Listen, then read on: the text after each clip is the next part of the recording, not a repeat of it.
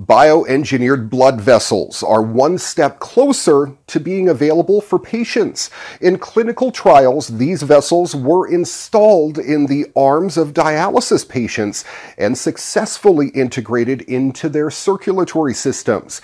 Now, researchers reported online March 27th in Science Translational Medicine the new blood vessels, which eventually host the patient's own cells after implantation, are designed to be safer and more effective than the current options. Traditional implants composed of synthetic polymers or donor tissue are liable to trigger inflammation or immune system rejection.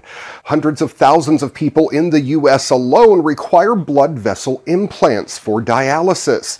These bioengineered vessels could help not only those patients, but also people who have lost blood vessels through tumor removal or even injury, says Christopher Buer, director of the Center for Regenerative Medicine at Nationwide Children's Hospital in Columbus, Ohio in the States, who was not involved in the work, by the way. Heather Pritchard, a biomedical engineer, created each blood vessel by seeding a biodegradable polymer tube, first with vascular cells from a deceased donor. Now, inside a bioreactor tank that supplied the vascular cells with nutrients, these cells multiplied and secreted proteins that formed an intercellular network.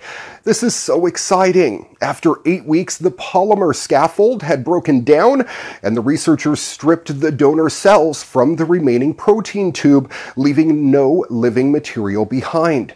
The vessel, about 6 millimeters across, was then implanted into the patient, where the patient's own cells gradually migrated into the tube. Think of this as an apartment building without any tenants. It's an empty space for the patient's cells to come in and occupy once the protein tube is implanted. The team tested its vessels in 60 patients who needed dialysis for kidney disease, a process that involves filtering a patient's blood through a machine. The procedure requires implanting a large extra vessel in the arm to serve as a circulatory detour of sorts, feeding blood into the dialysis machine. Now, the newly engineered blood vessels didn't trigger any significant immune reactions in any of those 60 patients.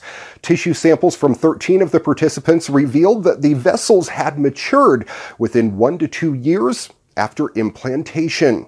The new vessels also became covered in microvessels that supplied oxygen and nutrients to the implant.